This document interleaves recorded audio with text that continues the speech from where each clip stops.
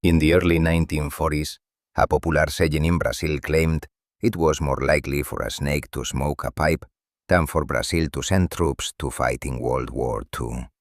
It was a joke, a way of saying that will never happen. But history has a way of humiliating certainty, because in 1944, Brazilian soldiers arrived in the freezing mountains of Italy to fight the Axis in Europe, and on their uniforms, they wore a patch that turned mockery into legend: a snake smoking a pipe.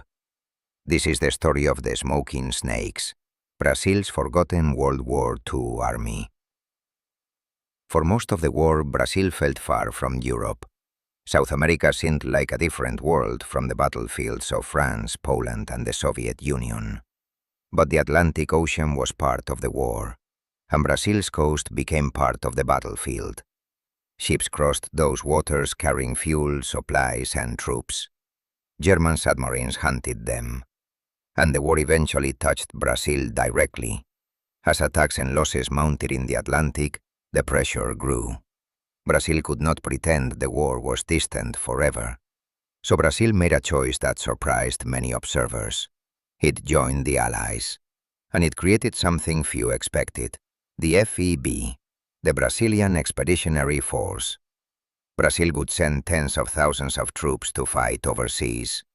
Not observers, not advisors, ground troops, soldiers. Men who would carry rifles, climb mountains, and face German defensive lines in Europe. In total, around 25,000 Brazilian soldiers would serve in the campaign in Italy. Most of them were not elite. They were ordinary people: factory workers, farm boys, city laborers, men with accents from different regions, different backgrounds, different lives. And many had never seen snow in their entire lives.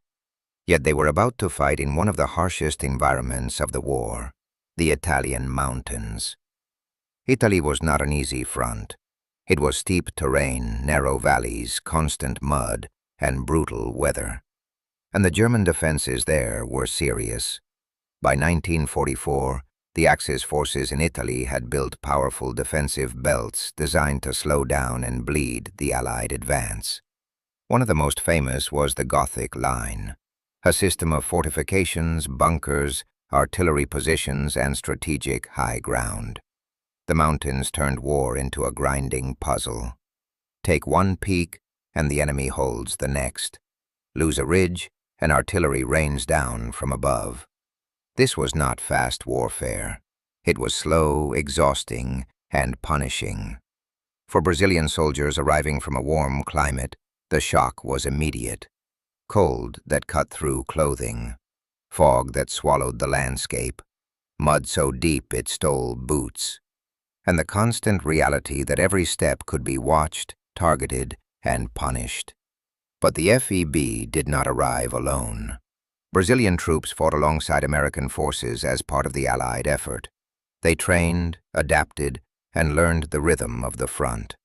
They became known as pracinhas, a nickname that sounds simple, almost affectionate, but would eventually carry weight, because the pracinhas were about to earn their reputation.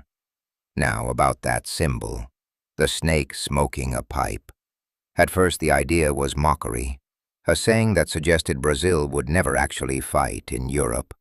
But once Brazilian troops were deployed, the FEB embraced the joke and turned it into defiance. If they say it's more likely a snake will smoke, then fine, we'll make the snake smoke. So the patch was born, a coiled snake smoking a pipe. Not a pretty symbol, a challenge, a message. We are here, and we are not backing down.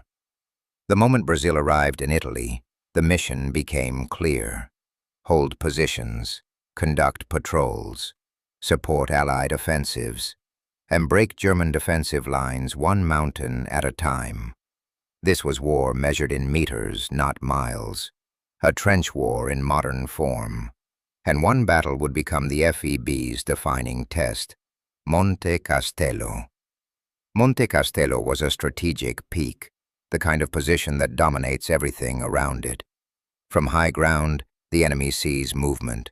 controls routes, directs artillery. If you want to push forward, you must take the mountain. And German troops defending these positions were not amateurs.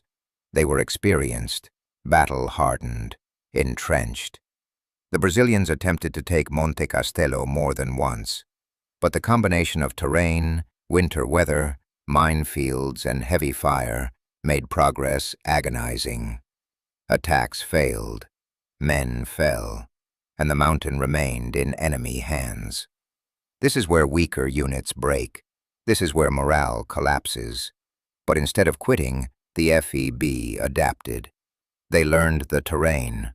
They coordinated better. They persisted. In February 1945, the conditions shifted. The planning improved. The pressure intensified. And the Brazilian forces attacked again. On February 21, 1945, Monte Castello was finally taken. It was not just a tactical victory. It was proof. Proof that the Brasileñas could fight on the hardest terrain against a determined enemy. Proof that the joke was dead. The snake was smoking. And it had teeth. There's another part of the story that became legendary among the Brasileñas, often remembered as the story of 3 Brazilian soldiers, a moment of defiance under impossible odds. Accounts vary in details, as battlefield stories often do. But the core is consistent. During a mission, 3 Brazilians found themselves surrounded by a much larger German force. They were ordered to surrender. They refused. They fought. And according to the story remembered and retold, their resistance was so respected that the enemy buried them and marked the grave with a message honoring their courage. Whether you call it documented episode, soldier's lore, or battlefield legend, it reveals something real. The FEB earned respect from allies and from enemies, not through propaganda, through performance, through endurance, through the fact that they kept fighting in a place where fighting was misery. Because this front wasn't cinematic heroism. It was cold fingers on metal. It was sleeping in wet conditions. It was carrying gear uphill until your lungs burned. It was artillery that arrived without warning. It was mines that punished a careless step. It was death that came quietly, and still they moved forward. As the campaign continued, Brazilian troops helped capture key positions and contributed to the collapse of German defenses in their sector. They participated in operations that resulted in the capture of thousands of Axis prisoners. They helped liberate towns that had lived under occupation and fear. And they became part of the final push that ended the war in Italy. And yet, outside Brazil and parts of Italy, many people barely know this story. A South American army fighting in Europe? It sounds like a historical footnote, but it wasn't a footnote to the people who lived it. When the war ended, the Brasileñas returned home. And like many soldiers throughout history, they returned to a country that had moved on. New politics, new tensions, a world slipping quickly into the Cold War. Their campaign didn't fit neatly into global memory the way Normandy or Stalingrad did. And Brazil's role in the war was often reduced to a few lines in textbooks. But in Italy, remembrance runs deeper. In certain towns, Brazilians are still remembered as liberators, as soldiers who came from a distant land, from the tropics, to fight in snow and mountains against the Axis. And the symbol survived. The smoking snake became more than a patch. It became identity. A reminder that nations can be underestimated, that stereotypes can be wrong, that courage doesn't belong to one region of the world. Brazil didn't enter the war as a superpower. It entered as a country most people didn't expect to see on a European battlefield. And that's why the smoking snakes matter. Because their story isn't just, Brazil fought too. It's that Brazil fought in the most unlikely place, in the most unlikely conditions, and proved itself anyway. A saying meant to mock them became a badge of pride. A snake smoking a pipe. A message to history.